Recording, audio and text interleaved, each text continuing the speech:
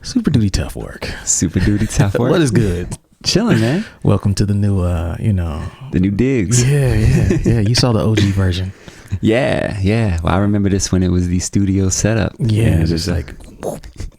Yeah. See why you dedicated an episode to this. Yeah. It's a lot of work. Yeah, but so far it's paying off. Because we get to interview people like you now, you know? You know what I'm saying? Yeah, I made it past the kitchen setup. Yeah. Bided my time. Yeah, you was waiting. I was plotting on that basement setup. That shit cool. I'm going to wait till them dudes get official. Yeah. It just before then I was like, I don't know if they official yet. Yeah, they trying. I mean, I've been listening since the beginning, but I just knew not quite. Yeah, this makes us look way more official than we probably are in real life. We're just like, let's just record. And then you throw this behind. It's like, oh shit. I tell you, looks great. On the plane right out here, I was watching Curb Your Enthusiasm, the episode with the Seinfeld reunion, and they're walking through. I was a big Seinfeld fan back in the day, and they're walking through the Seinfeld set. Yeah, and you see just as soon as you walk through the hallway door of Jerry's apartment, it's just trashed. It's just like a bunch of hallways with spray paint on it. It's a studio. It looks like garbage beyond that set. So it's that Hollywood magic. Yeah, people don't know. They don't know. Whatever the camera catches. Yeah, man. So for those at home, we got Poetic here today. Yeah, joining me on the most infamous podcast on planet Earth. Y'all know the rest. And Poetic is originally from Dayton, right? Yep. Then Cincinnati. Yeah. Then Columbus. Yes. Now San Diego. Yeah. I've known you a long time, man. It's been way back in the Cosmic Souls days for me. Yeah. We all had a show, I think, if I remember this right, El Diablo's. I remember that spot. That was dope. It was a dope spot, 2-floor spot. What happened to that spot? The building is still there. The bottom floor was hip hop, and the top floor was a weird Blade kind of thing, gothic EDM music or something. It looked like the opening scene in Blade 2. Yeah. Blood coming from the sprinklers and shit. Downstairs, we're like, hence the name El Diablo. Yeah, the devil. Exactly. Pretty much. But that was it, man. Yeah. That was underground hip hop in 2001. 2001. Yeah, we used to pass out flyers together in Cincinnati. Yeah. On the steps. Literally like the only two people in February. Yeah, no one did it back then. Yeah, that was actually a big lesson for me. I remember you moved to Columbus. I was still in Cincinnati trying to make it work out. And you're like, yo, you take the work aesthetic or the work ethic that you have in Cincinnati and just put it anywhere else. Yeah. And it will work. That's a fact. It was like all those years we would be sitting there passing out hundreds of flyers on those steps and get like 10 to 20 people at a show in Cincinnati. Max. I came out here, did the exact same thing. Hundreds of people would come out. I'm like, this is insane. It goes to show you how not 50 miles away, a market can be completely different. Oh, totally. It's totally. Yeah. It's why it's important to get up out your hometown, man. It really can affect your mind state. And music is regional as well, right? Like you could have something that totally makes sense in one place, but makes no sense in another place. Yeah. You're right. Well, definitely. Like look at I don't know, like some of the Houston music, like granted it's had its day mainstream wise, but it's regional music, man. They're talking a lot about Houston culture and shit that we don't even understand. Yeah. What we know about candy paint.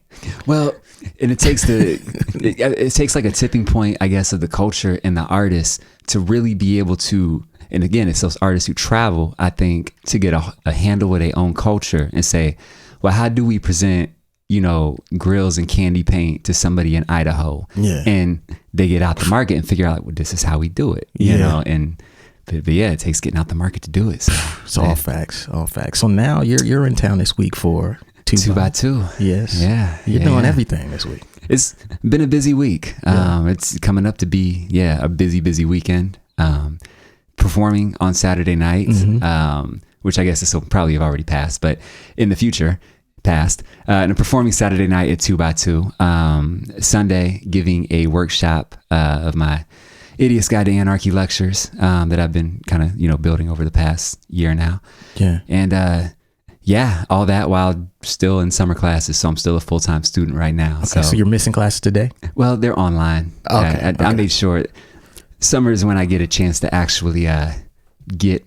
That's why we put records and stuff out right now. So it's like, all right, I got 10 weeks to do this. Festivals, put the records out, put the videos out, execute all the campaigns, because on August 17th, I start fall semester. Okay, and, you gotta wrap it up. Classes, they start swallowing me up. Not completely, but the big projects I need 100% of my energy to focus on them. So, that's dope. Yeah, this week, it kind of reminds me, I mean, it's not like Scribble, but it reminds me of like, we were in Cincinnati. If we were do Scribble, because we lived there, we try to get on every event.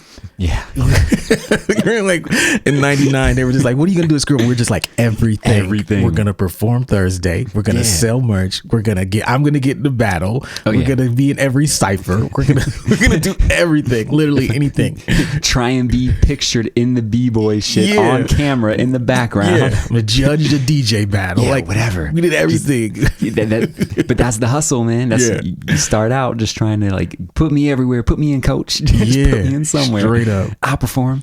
Yeah. This year, I performed last year, but so this year I'm just kind of going as a spectator. Yeah. And I'm going to try to shoot some video footage and maybe hopefully interview some people about it. And we're going to do an episode hopefully about that whole event. But yeah, so I'm just going to be there chilling. I'll be there, bro.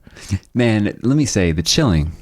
The spectator aspect of going to a show is not to be slept on.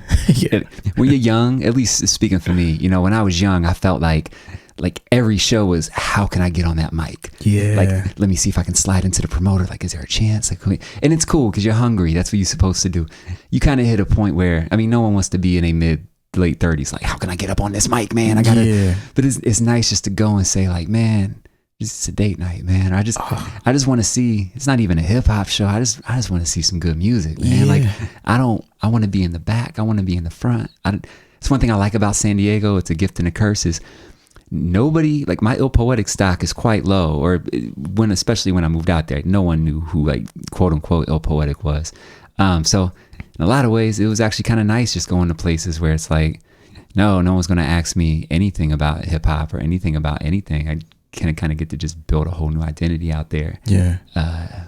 So going to shows, it's nice, and I have nobody talk to you. You're just like, I just actually get to chill on this shit, and like, hey man, we got to link up, man. Like, you're not getting hit with that yet. You ain't getting the link ups. I mean, here. I do different things out there. The cool thing with them is they just see me come to Ohio, get a bunch of press and do festivals and shit, and then come back to San Diego. So like, they know I do things by way of, the channels. They're like, well, clearly you do it, but why don't you rock a whole bunch of shows out here? And I'm just like, it's not not my purpose out here. Like, there are other bags out here. So I'm kind of focused on those, which is a good segue to today's conversation. Yeah.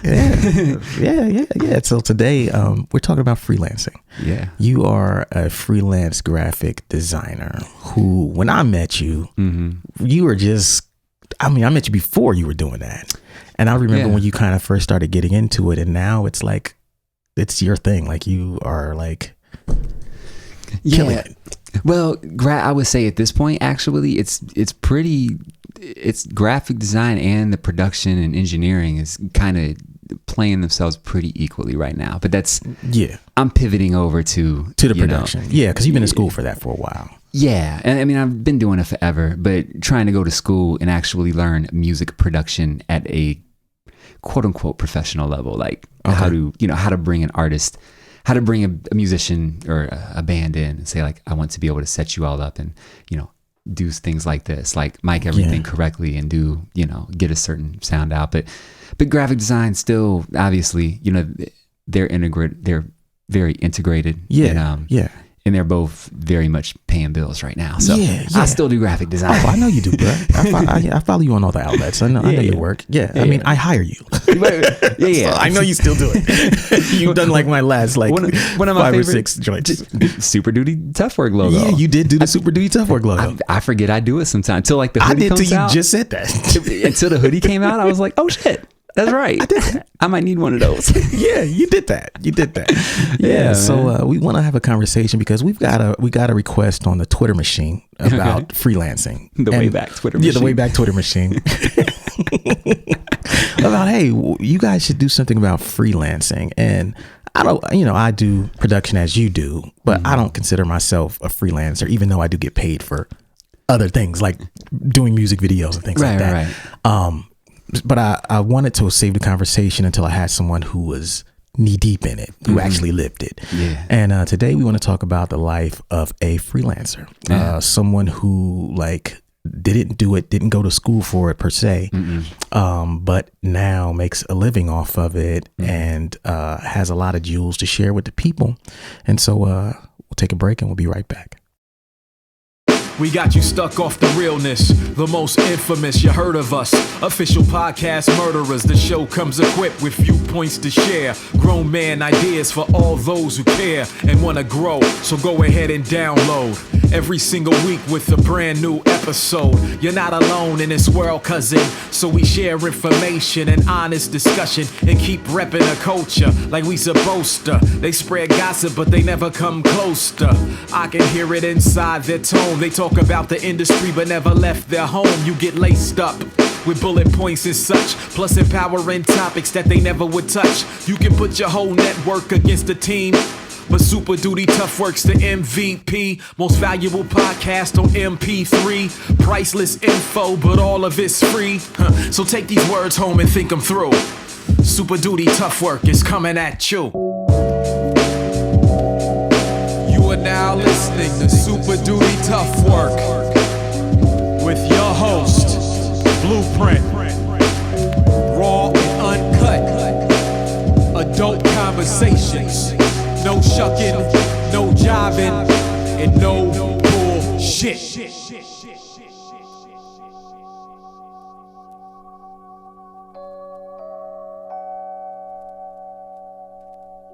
Okay, so we're back, folks.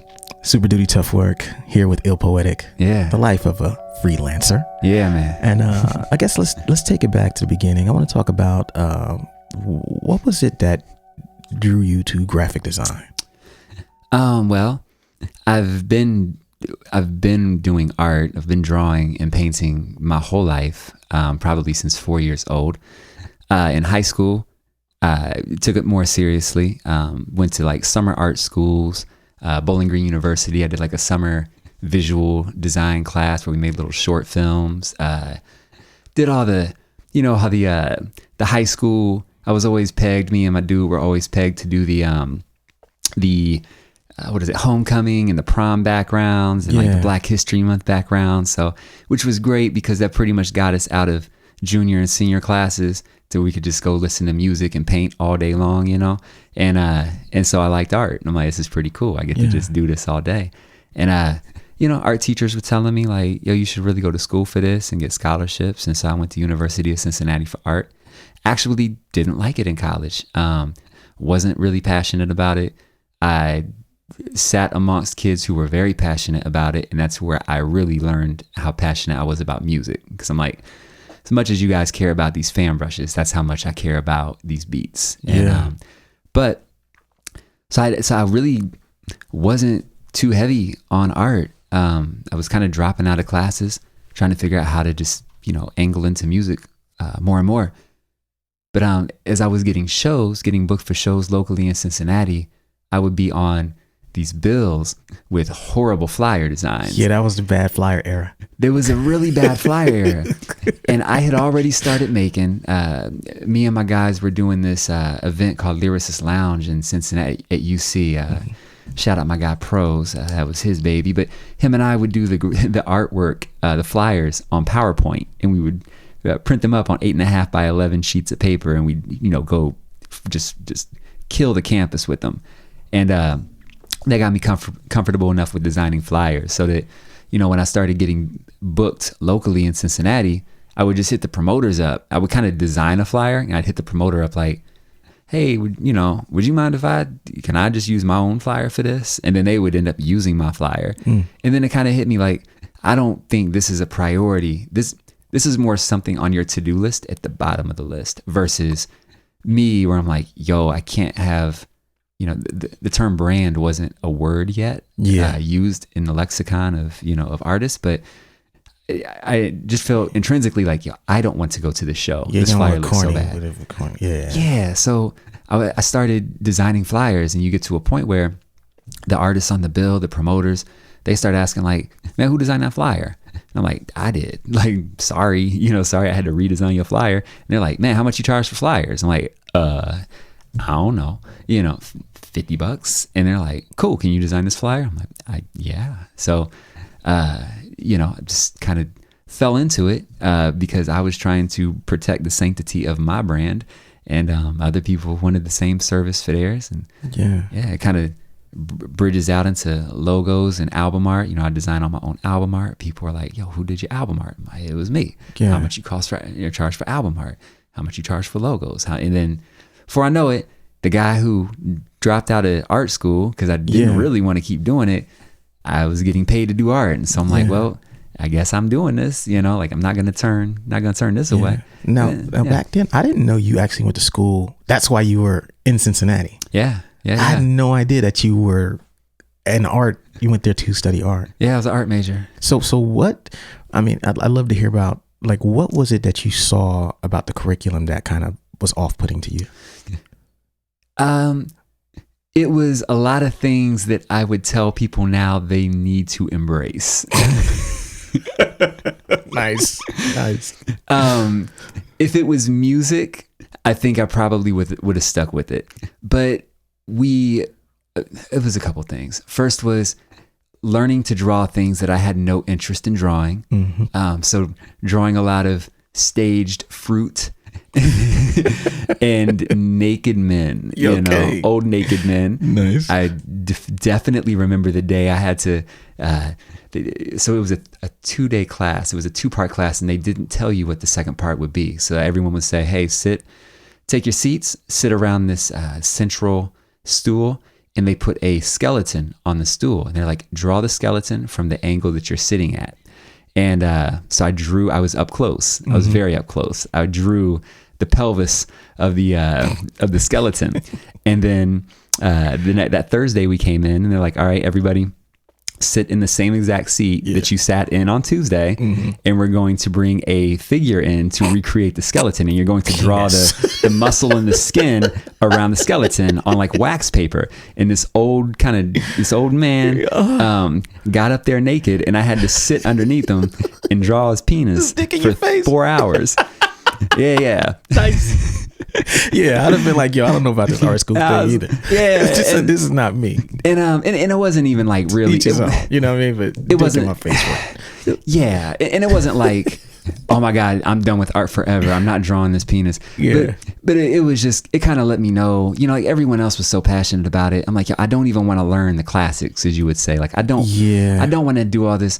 The modern art classes I was learning, I couldn't really appreciate a lot of the movements yet. Now I can kind of appreciate like a Jackson Pollock or a certain movement. Back then I'm like, man, it's a urinal, dude. This is some bullshit. Yeah. Like, this isn't art. He's just throwing shit on. Throwing shit. But now I get the context, and I see how art works because of music, so I can go back and appreciate it. But at the time, I really, honestly, I was just counting the minutes until I could get back to the dorm and make beats.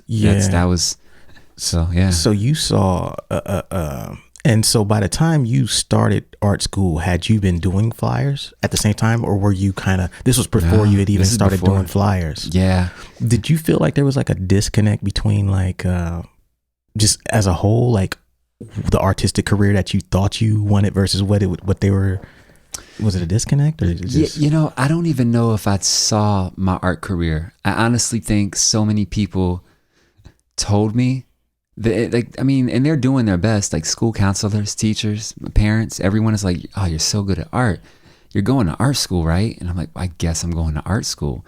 And I've been working on music since, I've been writing since 3rd grade. I started making pause tapes in junior high school. So like I had been making music on my own. It filled every other moment of my day, but everyone told me, well, art school, like why wouldn't you do that? And so I did it because I thought that's what I was supposed to do, know, and it was all well-meaning. It was well-intended support, but so there wasn't even a disconnect because I could not foresee a future in art for me, period. I didn't know what my career would be. I just thought, I guess this is what I'm doing because I'm good at it, and I'll figure it out along the way. Yeah. So I think I had a similar, you telling a story made me think about like when I got to college as an English major, and what I went to college thinking I want to be a writer. Yeah. But to be a writer, you got to study English. Yeah. You don't just go to college and write. Right. And so you end up taking all these courses that don't necessarily resonate with you, what you want to do at the core. Yeah. You know what I mean? And it's like at a core, I just want to write. That part. Yeah. And become a better writer. But it's like now I'm reading all of this stuff, this old, 18th century stuff that doesn't really, it's hard to see the connection between that and where I want to go. Totally. So I think it was easy for me to just say, forget that. I'm gonna become a computer science major and write when I feel like it. Yeah, completely. I mean, I gave up piano lessons in junior high because my, and I regret it now, but my teacher, is a great teacher, and she was teaching me the basics. And as I was learning like Beethoven, I would kind of request if I could learn, I wanted to play like a hip hop song, like a piano of something that Pete Rock sampled or something. Yeah, like, can I play this? Yeah. And she would be like, no, like, we're learning this.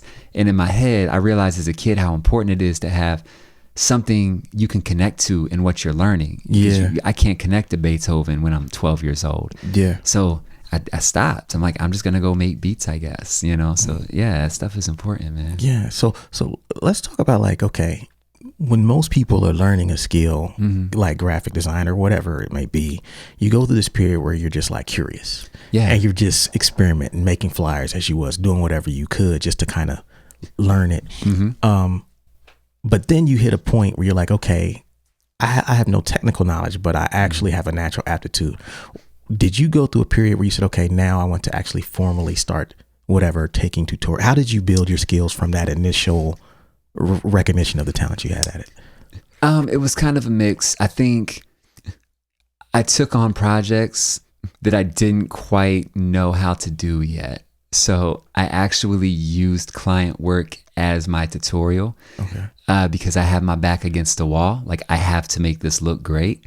I didn't go so far out of my league. I mean, I had enough parameters to know, where my potential lied to complete the project. I didn't take on something where I'm like, clearly I can't do this at my stage. But I knew like, okay, if I want to make a logo for this publicist and I've never made a logo before, here's the idea I have in my head for her logo. How would I do that? Now it's time to hit up YouTube. Now it's time to hit up books.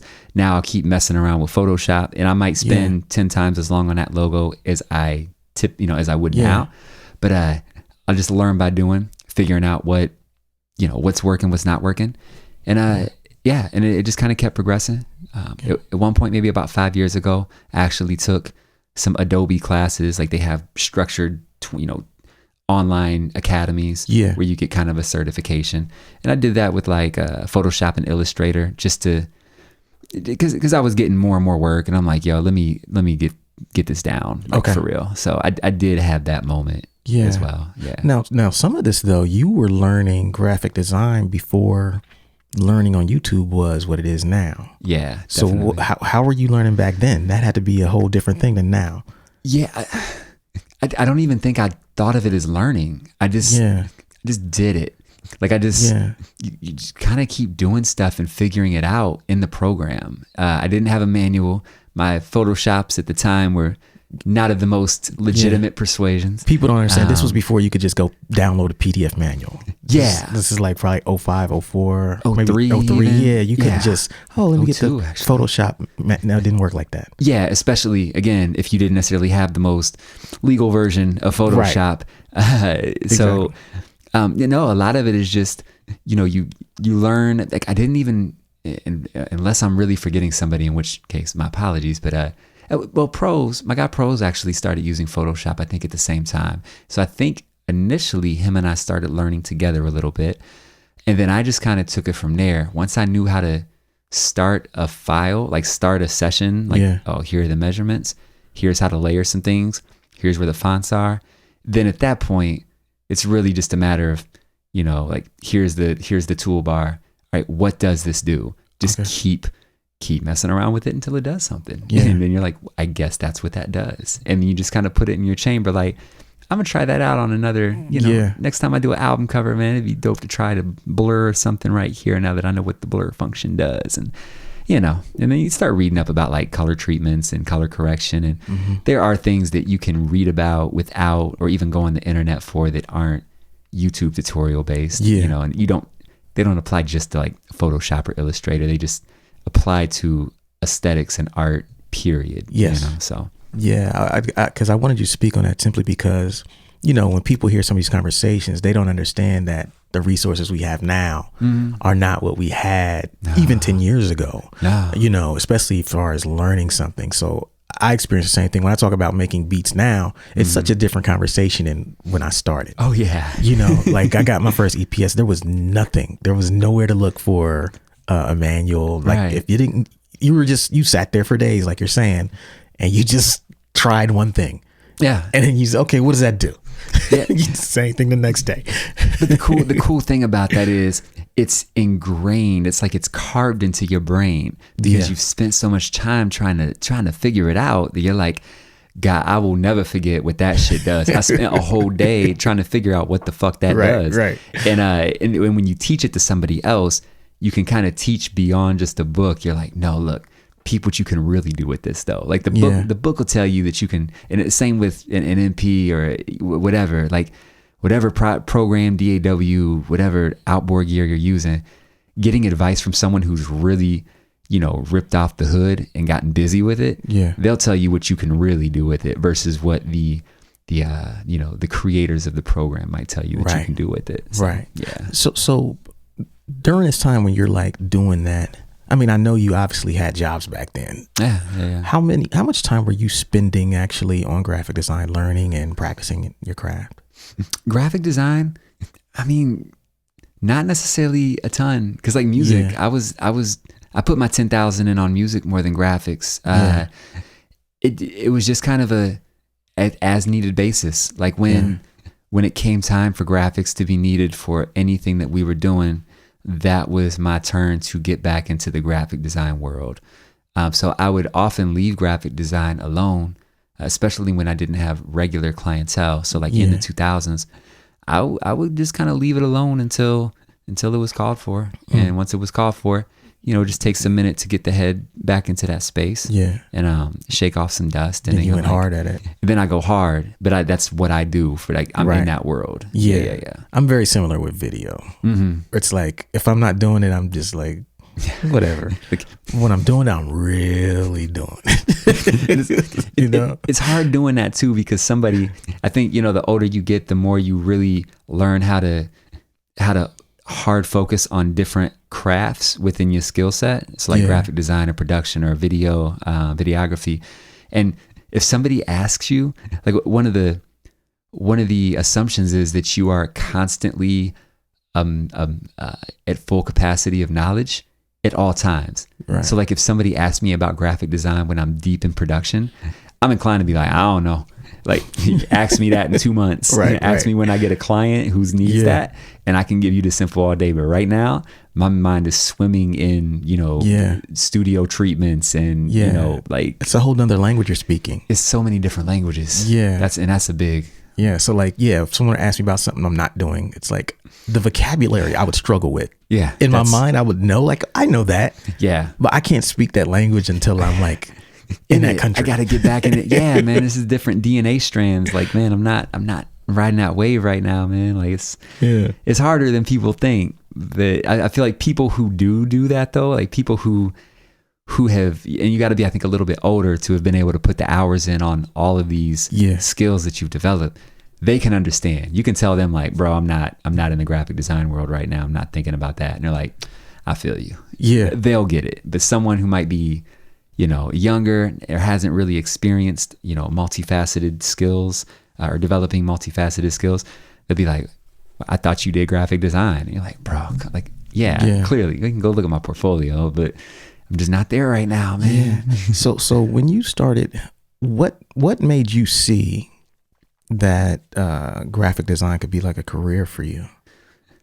I mean, was there ever a point where it's just like, oh, I see it. Or was it just a gradual thing? It was totally gradual. I think one of the big moments for me was doing a logo. Well, again, getting paid the first time for a flyer was like, oh, and I'd actually sold a beat the same week. My first beat I sold the same week I made my first flyer. And I was like, oh, like these can work together. And that's pretty much, I mean, honestly, it's kind of what I've been doing since. Like music and art, there's somewhere that they can work together. I can make money at both sides. Yeah. And with graphic design in particular, we had the publicist for Illogic's Diabolical Fun record.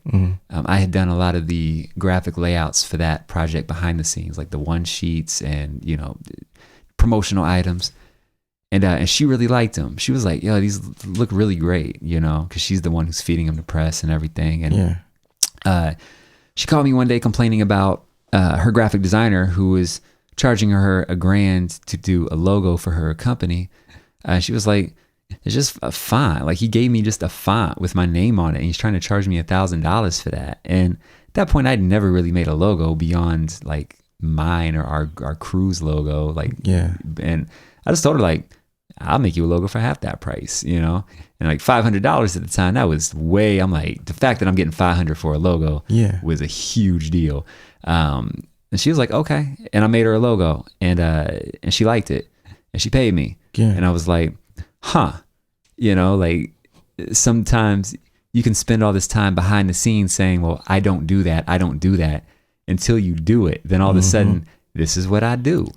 And then, other folks start coming around for logos, like you, Jay, like people that I'd already built relationships with start coming around for logos. I just, I share what I do, and they're like, oh, I need a logo. How much you charge for logos? Yeah. And then it's just not going to turn that away. And especially when I can kind of angle it where I can work with people who I actually, like, I want to develop logos for these people. Like, I want to contribute to what they have going on. I like their movements. And so, it kind of naturally becomes, I never looked at it as the whole of my career at all, but it definitely has become a tent pole and a financial tent pole, an anchor point for my career for the past 10 years at least now. Yeah, that's dope. Okay, we'll take a break and we'll be right back. Cool. What up, everybody? Blueprint here to let you guys know that all 3 of my books are finally back in stock. That means right here, What a Night.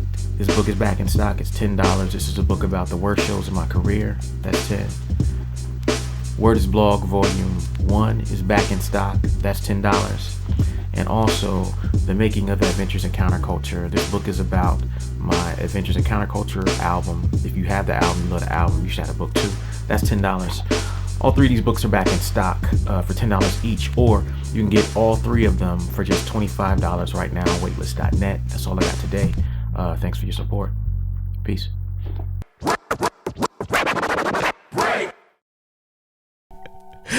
So yeah, man, we're talking about the life of I won't say freestyler. Freestyler. I was about to say, yo, son. Yo. Off the top, son. When I'm on the mic. 1, 2. Yeah. So yeah, we're not talking about freestyling. We're talking about freelancing today with Poetic, who is basically like my graphic designer. Yeah. He's been, and so I want to talk about next, like actually getting clients. Yeah. This is something a lot of people with talent struggle to do. I'd like to hear what your experience has been and like how you've built up your client base from the point where you had your skill to where you have a viable business. Yeah. I think leading with the art for me has always been the securer of success, especially the more that I've, the longer I've been doing this. I put out projects on a pretty consistent basis, as a producer and also as a graphic designer, because I handle all the visual layouts for my projects, or collaborate with painters and photographers. But as far as the actual layouts, handle those as well. And so I think I'm going to care the most about my own projects. I'm going to put 110% into every step of the process, of the creative process, of the release process for one of my projects. And in doing that, I have, ideally the best possible resume and portfolio entries that I can offer, because they're my work and I care about them so deeply. It's not just, a check. And with that, I tend to get, it's a little bit easier to get people who, like a lot of my a lot of my client base started out as fans or friends. Okay. But specifically those who might have started out as fans or supporters, they hit me up for, let's say, beats. Like, they're like, one of my records, and they're like, yo, I know you produced all these, like, you got beats? I do have beats. I might sell them a beat. Or, I like the artwork on this record. Like, I did the artwork. How much do you charge for artwork? And that it's a very easy, relationship. I don't look at them as clients instantly. They're just people from, whatever scene I was involved in, or they're just relationships. They're just like friends, or, we're just cool. And eventually they kind of turn into clients. When they come to me, with formally, like, I'm thinking I would like you to do this. And I found that, I know that's kind of easier said than done, but really I kind of always advise people, when I give these like lectures or workshops, the people that you will be doing business with in 5 years are the people that you're hanging out with right now. Like the people in this room, like when I'm speaking to a classroom, like you're all going to go do different things. One of you might go into making drum kits. One of you might go into making plugins. One of you might be a producer. One of you might be a singer-songwriter. And you're in a great place to meet each other. Because like you're in school, you're all focused in the same direction. Build and keep the relationships now, because from a long-term perspective, you might be each other's clients at some point. And you already have a certain trust in each other to know, like, that's my guy. We went to college together. Like, he's good. I'm going to mix his record down, or I'm going to, design his web layout or whatever it might be. But I can trust him. And so I just kind of tell them, like, start building and maintaining relationships with people who match your value and ethic, who you just want to work with when there's no money involved. And those tend to be the best people to turn into clients, because they want to keep working with you, and they're good. Like, they're going to be doing it for the next 10 or 20 years. It also, it kind of dispels the myth of like having to cold call, having to approach people as a stranger. Hey, I do graphic design. Hey, you guys looking for work? Some people have that. That is one of the fears why they don't pursue their art, right, in the business. They fear like the rejection. What you're saying is like, hey, that's not even really true, because these relationships you already have will be the foundation of your business. I look at it as, to co-sign, I agree with that. I was never good at cold calling. I've hated sales. I've had a couple sales jobs, and like, I loathe cold calling people for product that I barely believe in. It's just, it's a circle of hell for me. But I always think about that 1,000 true fans philosophy, that, talked about it on the podcast. And, you say like, well, if you have 1,000 true fans, they'll buy your merch. They'll support you in certain ways that should be able to sustain you with a comfortable lifestyle. And I look at that 1,000 fans as a tier system. So say I have 1,000 fans, but say the bottom, not bottom in a bad way, but let's say 80% of those fans just stream music or share it on social media or come out to a show here and there. I'm not going to make a living off of that 80 to 90%. Or 80%, let's say 10 to 15% purchased vinyl, purchase CDs, purchase merch, and get other people to come to shows. They're helping out. They're probably going to be the ones who will reinvest in my next project. Like, they're the ones who is going to financially secure my next record. But it might not really pay like my family's bills. But a top tier 5% might be the folks who want to take it that final step of like, I officially want to get work done with you now. Like, I'm such a fan that I want to bring your skills into my vision. And again, like, I can bypass the cold calling. I can bypass passing business cards out at networking events, which I don't go to those. And from my experience, everyone I know is too busy to go to network. The successful folks is too busy to go to networking events because they have work. You know what I mean? Highly overrated networking events. I'm sure they worked at one point, but not so much anymore. So I don't really feel the need to do that as much, because like, I'd rather just, again, lead with the art. just keep putting as much great and consistent content out there to draw in the type of people that I want to work with and produce art and music for and collaborate with. And it tends to, I get rough months. It's not like I'm just constantly overwhelmed with, work all the time, but it gets me who I want to work with. And the best part about that is that when you do it that way, those people who you already had a relationship are more likely to refer others to you. Yeah. Like, you're actually a great case where, but it's cool. And like when you really think about it, like I think I started doing work for you first out of this camp of artists.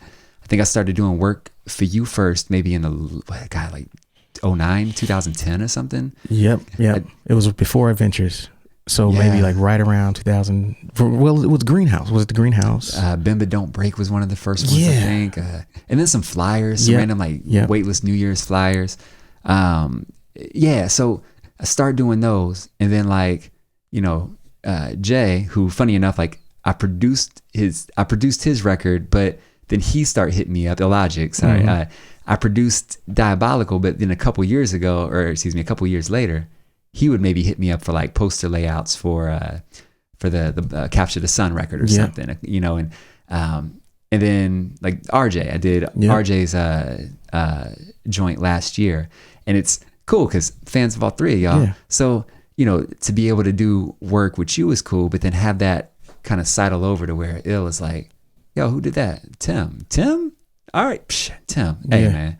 And and then like the RJ thing, and it all just keeps, kind of trickling. You just kind of start seeing where like who did that, and word of mouth is, as they say, it is always the best form of promotion.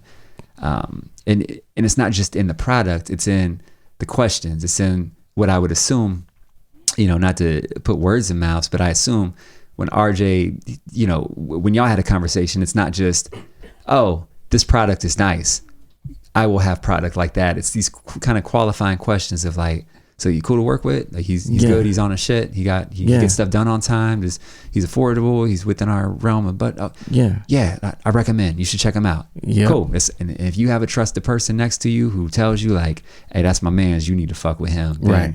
There's not a business card in the world, not a flyer in the world can beat that. That's the golden ticket, man. Yeah, that's a fact. Yeah, because I think Orgy's like, hey, I'm even looking for somebody for graphic design. I'm like, because it's like, I don't, it's funny, I didn't even have to sell it. I don't even have to say he does X, Y, and Z, or it's just because I don't recommend that many people like that. So when I do, and those are the type of people that I like to mess with. Yeah, like because as a service provider, I have qualifying questions. I don't just take everybody who comes my way at all because I've had nightmare clients, and it's worth. I would rather go broke than work with a nightmare client. Like I would rather go deliver food. I would rather do anything than work with a nightmare client. So what is a nightmare client to you? Since we're talking about the relationships, I mean, I'd love to hear like some of the worst things or that you've experienced. Typically, I mean, thankfully, 90% of my clientele, like 95%, it's all good. Yeah. Every once in a while, you get somebody where you're just like, yo, like bro, like, and I had one person always sticks out, and obviously I won't name drop, wouldn't even matter, but the only person I've ever actually gotten into a shouting match with over the phone. Nice. Anyone who knows me knows like I don't raise my voice. Like this, where I'm speaking now is about where I'm at 95% of the time. I'm a chill guy, but I had somebody who essentially it all comes down to communication. It's all, we were talking about language before, it's all communication. And when you can't communicate effectively with somebody who is not open to listening or open to communicating, it's going to be a problem. So I had a client who had unreasonable expectations for a piece of work. I told them what the concerns would be in taking the work. Like, here's what, he kind of wanted a logo touched up. And I'm like, here, this is going to be a problem. That's going to be a problem. That's going to be a problem. I can take it to this level. I would not be able to take it further than that. and tried to be very explicit. Yeah. And they weren't really interested. I think they were more like, you're the graphic designer. I don't want to hear anything. I just want you to take care of it. Like, just handle it. Keep me out of it.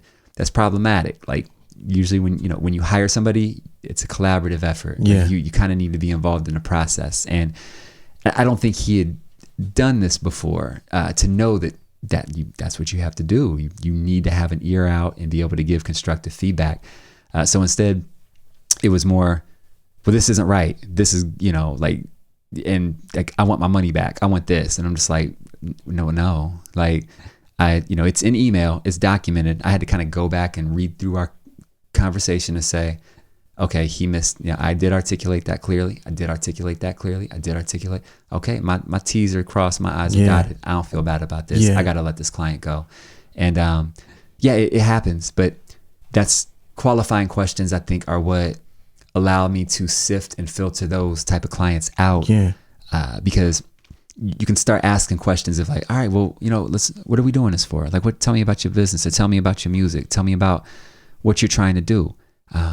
By the end of my questions, ideally, you should have more of an understanding of your own career by the time I'm done with you, you know? And because the art is a reflection of that. Yeah. It's like, not the other way around. It's like, people tend to think, though, mistakenly, and you're touching on something that's important, that when they hire a graphic designer, the graphic designer A has to take them, and B, that the graphic designer isn't also interested in working with the best client. Yeah. Like, they think that because I've got money, you got to work for me. Yeah. Right. It's not like that. No. And those people are great because, I've been doing this enough to where I can bypass right through them. Like, it's anyone with that attitude, I can see it within the contact email that they send me. Like, if somebody sends me an email for work via my website, and they're like, hey, I need a logo done. How much do you charge? Already, I'm just like, this probably isn't going to be a client. Like, if your first thing is, I need a logo, how much do you charge? Already, like, from a communication standpoint, not really vibing with you. That's not my style. I want to, like, I can't give you an upfront rate. I don't even know what you want. Right. Like, some people want something very basic. Like, if I give you an upfront rate, I'm going to give you my highest price. Yeah. And you'll probably say no, because you're not ready for that. Because if you're coming to me with a one-line sentence saying how much you charge, you're not going to want to see the 4 digits to come back at you. Yeah. But if you come in saying like, hey, my name is blah, blah, blah. I have a small business. I was referred by blah, blah, blah. I really like what you did here. Can we set up a time? Would you be available to talk, or yada, yada?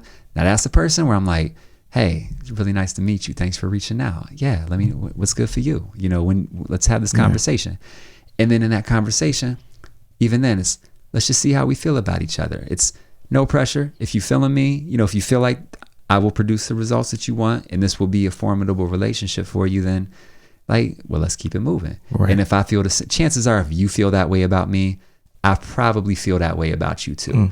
And then we both end the call saying like, yeah, this is going to be dope. This is going to be fun. And honestly, I think I like that more than the actual graphic designing sometimes. Like, I like meeting new people and helping to create their vision with them and taking what was in their head even further than they thought. Like, that would probably actually be my favorite part about graphic design. That's dope. Yeah. That's super dope. Okay, we'll take a break and we'll be right back. What's up, everybody? The deal we're running today on weightless.net is the 2-Headed Monster CD plus 2-Headed Monster t-shirt for just $20 total. That's the t-shirt and the CD for $20 total. The t-shirt we have in every size. That's small, medium, large, extra large, and 2XL. Every single size, men's sizes. We ship internationally. So you can get the CD and the t-shirt, or I should say CD and the t-shirt for just $20 on weightless.net. Go there right now and support the movement. Thank you. Peace.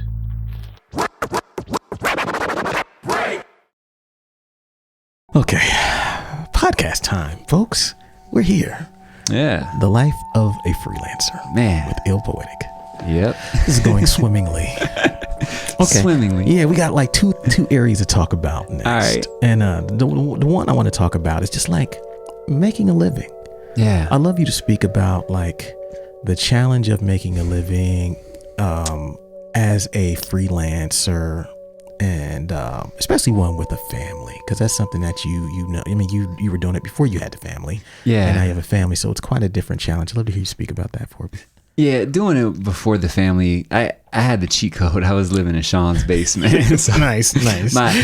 But even then, like, you know, like I had to do a lot of work to get to the point where Sean saw value in me, you know, to let you sleep in the basement. Sleep in the basement. Yeah, so, yeah. you know, it wasn't like I just caught the golden goose. Yeah. And, but my outgoing was, noticeably different than when a family came into play. And, you know, living in San Diego, the costs a little bit more out there.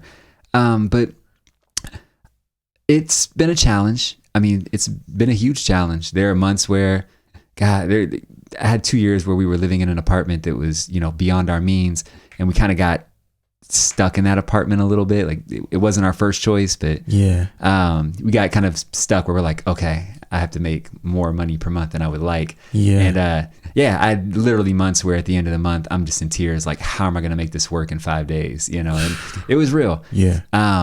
But we're here. We, you know, ultimately we made it work. I think one of the first things for me is building as many safety nets as possible, working out worst case scenarios and mitigating risk. So for instance, we moved out to San Diego 5 years ago, and, you know, we did not have like a community out there, to fall back on if we didn't, you know, make it. So we would have to kind of like figure out what our worst case scenario is. Like, okay, what if we were homeless in San Diego? What would we do? Yeah. And nobody wants to have to think about that, but it alleviates fear to say, okay, if we were homeless, because there's a high homeless population out there, and I see folks every day. I'm on the trolley, but it would make me think, well, if we were homeless, does not mean we're sitting in a tent on the corner screaming at cars. It just means we would be looking for this resource and that resource and that resource. We would actually be able to, we would still succeed at our absolute worst case scenario. Yeah. So when we could learn, you know, when I could kind of feel comfortable saying, yo, if we lost everything, we would put all this in a storage unit. We would do this here. I still make money. Like, I will always have a means of making money. Right. So I might, even if it wasn't enough to support us out here, we would still have money coming in. We would still be able to hold our things. And we would, you know, we could figure out a way. Like, I know, like, me and my wife's teamwork, like, we would be okay. Yeah. And but that alleviates fear. It doesn't mean that's what's happening to us. It just means now I don't have to make decisions based off of that fear, because that fear is kind of gone. I've secured it. And that allows me to take a little bit more risk in the freelancing thing or whatever. Something else that quells that fear, again, setting up safety nets.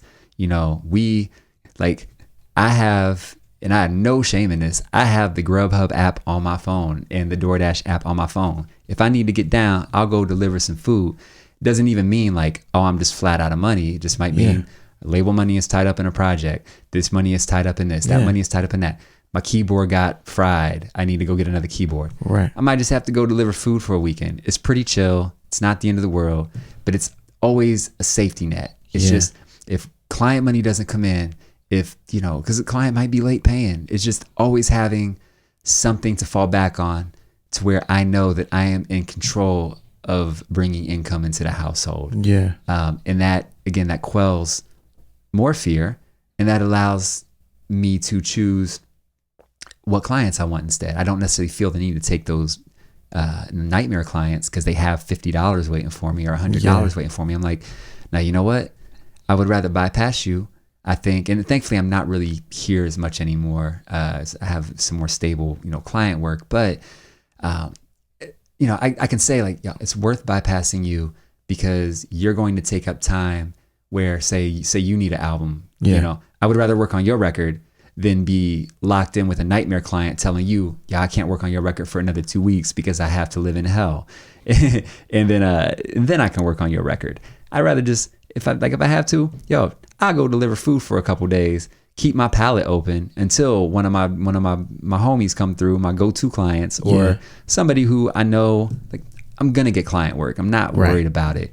I'd rather just be someone I prefer. So just building as many safety nets. I help my guy Bernie run the record, Beatbox Records. Yeah. So there's a base income guaranteed there.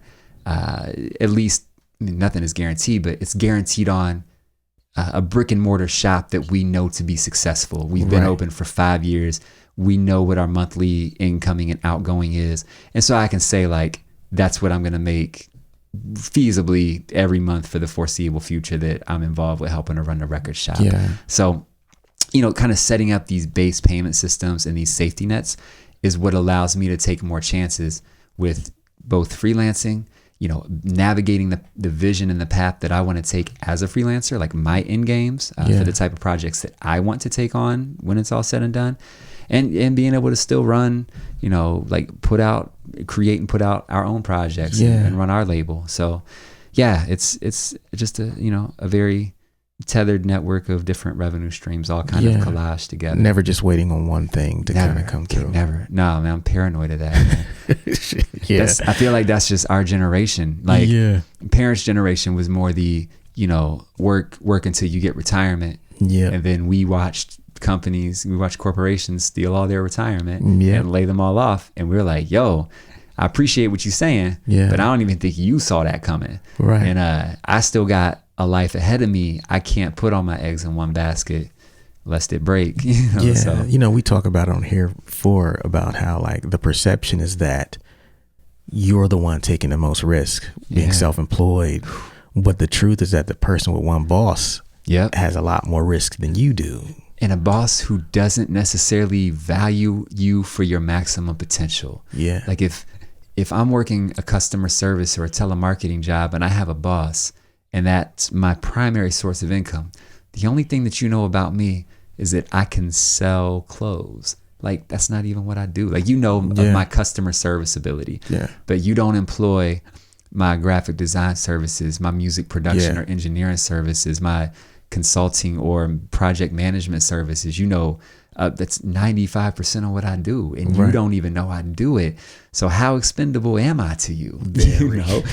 Versus clients who are like, bro, like, no, like, we can't just get another graphic designer. I need to get Tim because Tim already has all the layouts, the formats. We have a whole groove going. It's a pain, and that's what allows me to know my worth for future clients. Like, I don't have the same price points that I did 10 years ago because my value is higher now, So that's another thing. I control my income. Like, I control what I am worth to people when I design a logo or produce a record. So it's no boss is telling me, like, we'll give you a raise. It's like, well, no, this is what I charge now. You can choose that or you can bypass that. Yep. But I've been here long enough. I know what I do. Yeah, that's dope.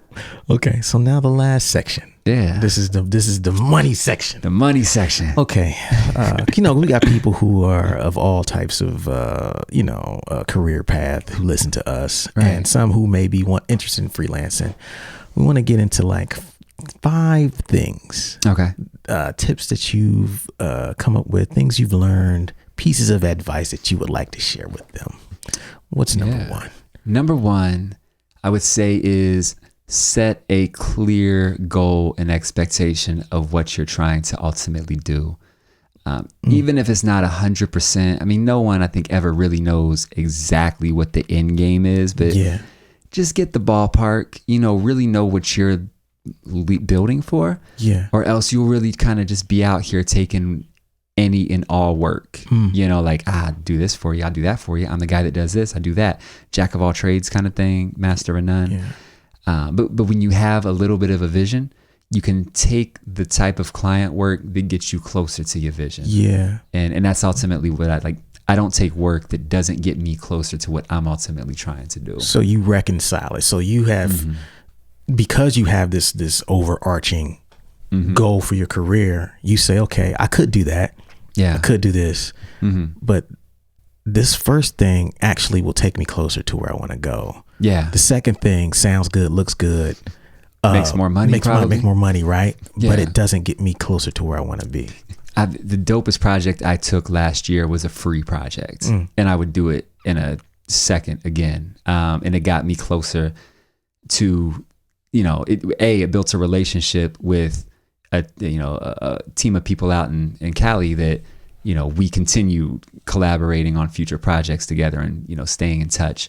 But the experience itself was worth more than, doing a logo in the meantime. So it's when you know what you want to do, or when the right client comes along who presents something where you're like, oh, that's kind of a thing I want to do. Be prepared for them, especially if it's something really new and exciting. They might say like, hey, we don't really have a crazy budget for this. This is kind of new for us too. If you get a good sense of who they are, like, take them. Okay. So yeah, I would say that's the goal setting. That's the big one. Number two, I would say, learn different forms of communication. I know I kind of been, we were talking about different languages earlier. There are a lot of different languages to speak in any trade, any craft.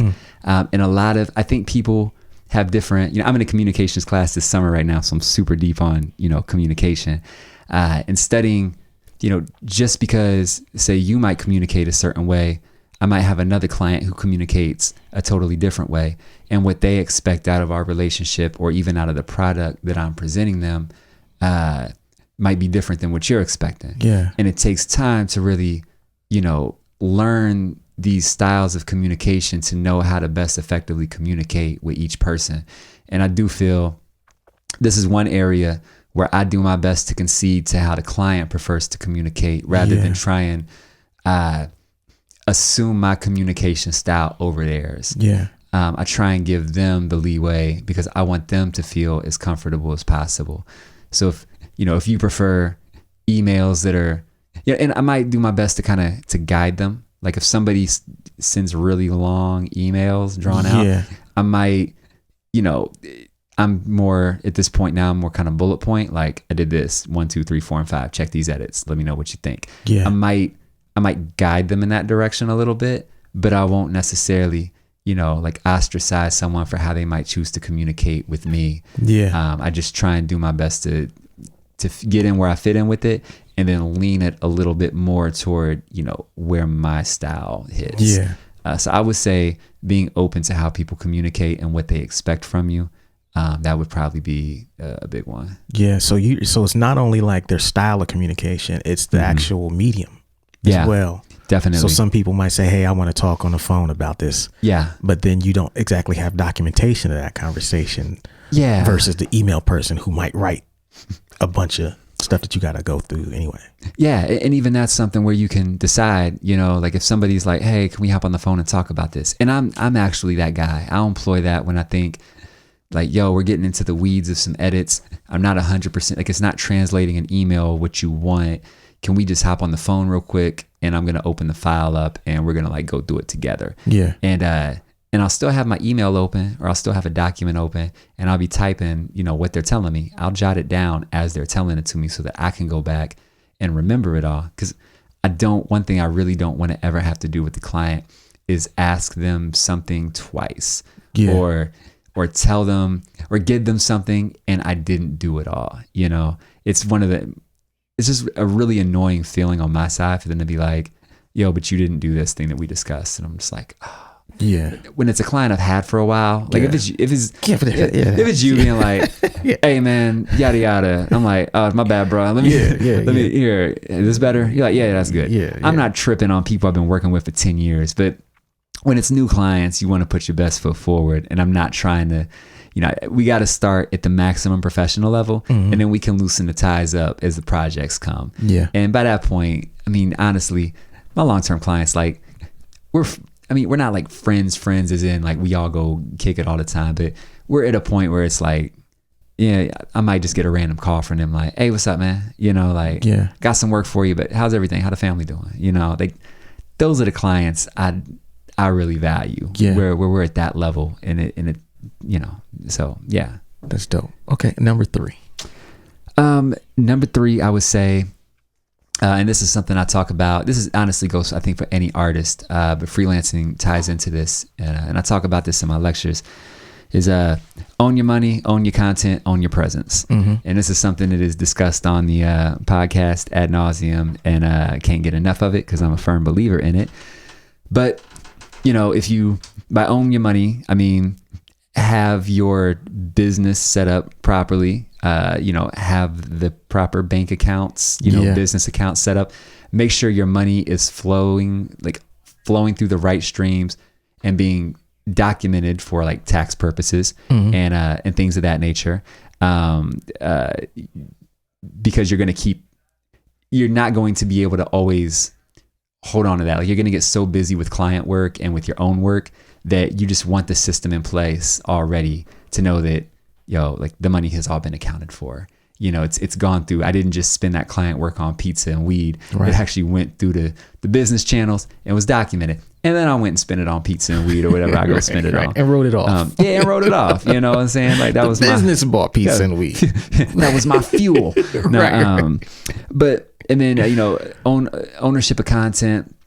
You don't always own every piece of content that you're creating for somebody else, but owning all pieces of content that you can own. And again, as an artist, this more leans as advice for any artist, owning your own masters and your own publishing and your own things of that nature. But it applies especially as a producer to, say you're producing a record for somebody on a larger scale label, and you're really getting into, contractual talks, and conversations to be had might be, what are my rights with my own instrumental of this piece? Can I license this separately? What are my freedoms with this? Or not even these are my preferred freedoms with this. It's not even what am I free? This is what copyright law gives me. We start from there. Like being aware, being okay with redlining contracts and negotiating. But the more that the more you own, the more leverage you have. So ownership of content, and then ownership of presence is just platform. And again, something y'all speak on all the time. But, I look at a website as a house, and your goal is you're trying to get people to your house. And you get to decorate your house however you would like. And you can put whatever content, whatever you want in the house. Social media, Instagram, Facebook, whatever. I kind of look at those as like clubs. You're going out to the club to kind of network or show off, what you're doing. And get her back to the house. Get it back to the house. I know you like this club. Just wait till you see the crib, girl. But that's fire. It. I got the water bed. But anybody trying to do too much at the club, like, you don't have a house conversation at the club, or else you never go back to the house. Well, some people don't even have houses. They be at the club with nowhere to take nobody. And they know. They know this ain't dude been at the club for the past 10 years. So, but and even on like the business tip, like, I don't do business at a club. You know what I'm saying? Like, I'm there. I'm trying to like vibe to the music or have a drink or do whatever. Like, I don't even really hit clubs like that anymore, period. But I don't do legitimate business on Instagram. Right. Unless it's a friend hitting me up like, hey, Tim, you down to do a logo for me? Even then I'm like, yeah, man, just send me the details on email. Yeah, like, same here. I'm not going to type all these details out with my thumb. It's like, not. It's almost a way to filter out the people who ain't serious. It totally is. So if you would DM me on there asking about prices or whatever, it lets me know you're not serious, especially if you won't email me. It's like, you're not serious. And if I tell them to go to soundreason.com, shoot me something through the contact form, I prefer actually to hit that channel, because when you go to Sound Reason, you will, if you're observant at all, then you'll probably realize like, okay, this dude ain't free. Like, products and services. Nobody, nobody with like a testimonial page, nobody with a contact form, with a portfolio of large scale projects, a client list of like nationally recognized institutions, artists, labels, is probably doing that shit for free. Right. So it tends to reframe how they might hit me up. The message I get on Instagram is like, it's not even a message, it's just be a comment like, hey bro, shit's fire emoji. Like, we need to work. Like, I don't even like that comment. You know what I'm saying? I don't even push the heart. But, like, if they go to the website, chances are that same person who might actually be serious about it, but just didn't know how to engage in a professional manner, they go through the website, check the logos, check everything out. They're more inclined to hit me through a contact form and say, hi, I know I was on your website. I noticed this. I was just wondering what your rates might be and if you have any time available. And because of the presence of the portfolio and the stats, honestly, like the stats behind it all, it's a little bit more humbling. And by no means am I the biggest anything in the world, but I put work in. Yeah. So I know, again, I command my value, and I try and present that best foot forward so that they know, like, and so that's ownership of platform. Like I'm boxing you into my house to get to me. You got to come through the house to talk to me. And, you're going to see when you walk into that house, like, it's a nice house. Yeah, you got a bearskin rug in this one. Yeah, you know. So wooden bowls. MTV Cribs. Yeah. So got a water bed in this bitch. Yeah. But it'd be like that. Like when you go to someone who got a nice house, like all of a sudden you're kind of like, whole. Damn, you got a polar bear on the wall. You less likely to. You all of a sudden you're like, yeah, do I need to take my shoes off? Or, right. You know, your whole MO changes. Yeah. You're like, wait, where can I sit? Is that cool? And you know, and if they cool, they'll be like, man, sit anywhere, man. You all good. And then you go back to feeling comfortable. But for that moment, you're like, hold up, am I okay? Am I too dirty for your house? Like, right. So yeah, man. The ownership. Was that number 3 or number 4? I think that was number 3. Okay, number 4. Number 4, actually, we kind of touched on this already, is building organic relationships when there's nothing in it for you. Like when you're still at the local scene where y'all all are still figuring everything out. You're still playing hole-in-the-wall clubs together. Example I always use with this is my guy Don Will. I know you know Don. So when I tell the kids in the lectures like about licensing music, I'm like, yeah, well, I've had some music licensed to like Wyatt Cenac's show on HBO and some of his stand-ups. And to them, it just sounds like, and I show them the contract and what it all looked like. Yeah. And to them, it looks like, oh man, you must have talked to a music supervisor at HBO. And he, you know, you picture a guy with a suit in an office somewhere who's like very far removed from our culture, from the hip hop culture or this music culture, period. But really, like, this is my guy, Don. Me and Don have known each other for 15 years. Don is part of a group, Tanya Morgan. And like we're hip hop dudes. Like Don is just homies with Wyatt. He DJs for him. He became a music supervisor because he's just kind of his DJ. Yeah. So he hits up his peoples who make beats. And he's like, hey man, we got a new season coming up on the on Wyatt Cenac's show. Got renewed. Shoot me some beats through so I can get something on the air, and then I get paid. You know, and I try and dispel the myth that you have to go, again, cold calling these music supervisors. Look for who will be tomorrow's music supervisor. Yeah. You know, and it's probably going to be a friend of yours or someone that you recognize. It's very true. And it's just the seeing the potential and saying like, hey, you might be working at McDonald's right now, but my man's is grinding out here. Like, I like how you do business. I like how you work. I don't care that you're in a McDonald's hat right now. In 5 years, bro, like, you're going to be killing it. So let me get in on this right now while you still flipping burgers, because I see you. Like, I see where you're going. And so relationships from the ground up, I think, are a huge, huge, huge deal. Dope. Totally agree. Okay. Last joint? Okay. Number 5. Tier system. And again, I use this example of it's kind of, so graphic design and production. You know, I said like lead with your own art, like lead with your passion projects. For me, that's the records that I put out. And I have an example of my guy Brandon. Brandon's a client of mine, really dope artist, great dude from Cincinnati. And you know, Brandon, I believe, came up, you know, generation before me in the Cincinnati scene, Top Cats. And so he would have been, you know, like kind of like a fan of mine in that era. And then he reached out to me to buy some beats for a project he was working on. And I had some beats available. I sent him a folder. He copped a couple beats and the exchange was really good. Like just everything felt right, you know, and I'm like, yeah, I like this dude. All the money stuff was on point. Everything was just, you know, tied up well. And he hit me up maybe a year or two later to have a logo done. And same deal. Everything went well. The idea was dope that he had. The logo came out really well. Logo was a little bit more expensive than, say, a beat.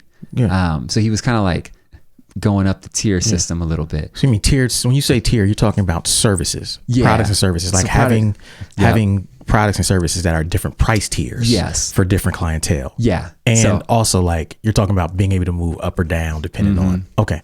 Yeah. Sorry. Yeah. And maybe even combine, like it could be a collage of different services. So he bought beats. They were, you know, initially very by the book. He ended up getting a logo. Same deal, but it was a little bit more expensive, and he was willing to invest in that. So in my mind, all of a sudden, and again, beyond Brandon just being like the homie and a cool dude, he moved up an inch in my head. It was all of a sudden like, you know, I had this pool of clients who might reach out to me every once in a blue moon for some work.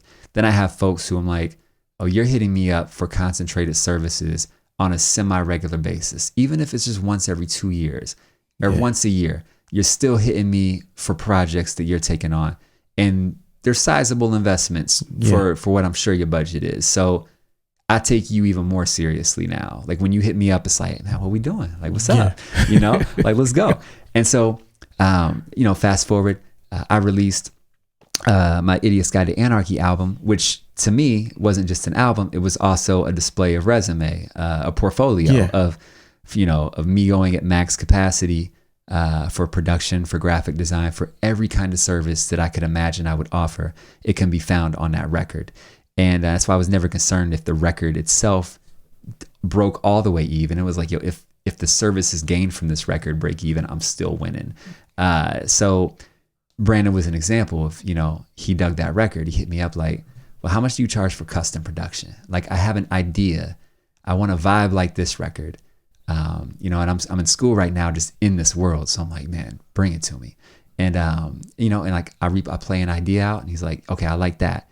The custom beat, different than just selling a beat because we're creating it from scratch, no samples, no anything. I bring musicians in. The folks I work with are like in San Diego, like top tier, like musicians who are touring with like national acts or have like successful bands on their own. They're amazing musicians, you know? And he takes care of all of them. Yeah. So not only am I just selling a beat now, I'm customizing production. I'm engineering and recording the session, and I'm paid for that service as well. Yeah. The musicians, I mean, the PayPal money, the money is sitting in PayPal for the musicians. Yeah. So when they come in, before they even leave the session, they check their phone and they've been Venmo'd and PayPal. Yeah. And as a musician, you want to create a good relationship with a musician, man, get them paid. And they're like, it don't matter how professional you are, folks will hit you back. Yeah. So it's nothing for me so now I've developed great relationships with a host of musicians, folks that I can bring in on my future records, you know, and they're going to be down because we've already developed a rapport. Yeah. And so Brandon gets this final project with, you know, and it's completely different than just buying some beats 5 years ago. It's a living, breathing organism. It's a piece of music that grows and builds, and again, sample free. It's a bonus. And I now have a new level of resume, you know, of portfolio to showcase with the production that I made for him. But he has a new level, like a top tier piece of work for me that goes at a far different price than what that first beat went for. Yeah. And not to mention, during the session, I take pictures, take video. Yeah. I print out the notation of I bounce my MIDI to notation software of the horn arrangements and the strings and shit that I'm writing. I PDF that. I send that to him. Yeah. I have my notes from the studio where I'm like plotting what mic is going where I'm just getting everything organized, who's playing what notes, and then I scan that, I send that to him. So now you have at least 1 week worth of promotional content alongside this production, and you didn't even ask for that promotional content. That's like just kind of going above and beyond. But in doing that for him, I now see like, oh, this is what a full tiered production service looks like. Right. And now I've developed it to know how to present it to other potential clients who want to go that route. Because they started at the lowest tier, which is fan. Yeah. I heard your record. Oh, who did the graphic design? Yep. Oh, I need graphic design. Yeah. Oh, okay, man, I'm listening to the record again. Now I need music. Yeah. Okay, let me just buy a quick beat. Yeah. Okay, boom. Let me go further up. Mm-hmm. Or I guess in marketing terms, they would call it deeper down the funnel. Yeah. It's tiered, but it's like in marketing terms, they talk about, it's called a sales funnel. Yep. Where you get them at the beginning stage, which is usually a free product or something. Mm-hmm. And then the deeper they go down the funnel, the more expensive it goes. Yeah. But we talk about price tiers. It's the same concept, but they call it the funnel in marketing. It is. In the final, in which I know you feel this with, Super Duty, and I know, some of the things that you've spoken about working on, the final tier to that is then getting paid to speak about it. Yeah. So doing what we're doing right now, going to a workshop on Sunday at 2x2 and telling people, here's how I do this. that's another form of payment. So I'm like learning how to extract revenue. There's a residue in revenue. The revenue is residue. I'm extracting the residue of revenue. But I'm learning how to extract revenue out of every step of the creative process, all the way down to then consulting and teaching other aspiring artists and freelancers how to do this themselves. Yeah. And so it's like a full cycle. And it's that's dope. It's wild. That's dope. Hell yeah. Well, shit. I think that's it, man. All right. So what do you got this Sunday? You're playing. No, Saturday you're playing 2x2 Fest. Mm-hmm. Your new record, your latest record, came out. Was it last summer? Nah, it was actually a little bit before then. Idiot's Guide to Anarchy. But we ended up completing the little kind of like short animated visual to it this past summer. Yeah. Okay. So kind of just. So where can people find that at and find you? Oh man, you can go illpoetic.com because I own my own presence. Yeah, we just talked about that. For streaming and purchasing that album in particular, or any of my records, I actually you can go to any of my vinyl platform. Yeah, I do have vinyl. Oh, and I will have vinyl at 2x2. Okay. So I will be at the merch table for 48 hours, Saturday and Sunday with vinyl, with CDs, with shirts, the whole game. Yeah. My Bandcamp, anyone who knows about like smart URLs where you can, put all your streaming and purchasing options on one, kind of one screen. Yeah. That's available. So if you go to my Instagram, illpoetic513, it's in my bio. You can, you can Google Ill Poetic Idiot's Guide to Anarchy. It'll be like the first thing that pops up. So. Dope. Well, thank you for being here today, man. Thanks for having me, man. Yeah, it's long overdue. Yeah, man. Excited. The most infamous. Most infamous. All right, we'll see y'all next week. Word. Peace. Thank you for listening to Super Duty Tough Work. Subscribe to the podcast on iTunes. Follow the podcast on SoundCloud. Peace. Shoot, I got styles already that's more complex that nobody know about. I mean, super duty tough work.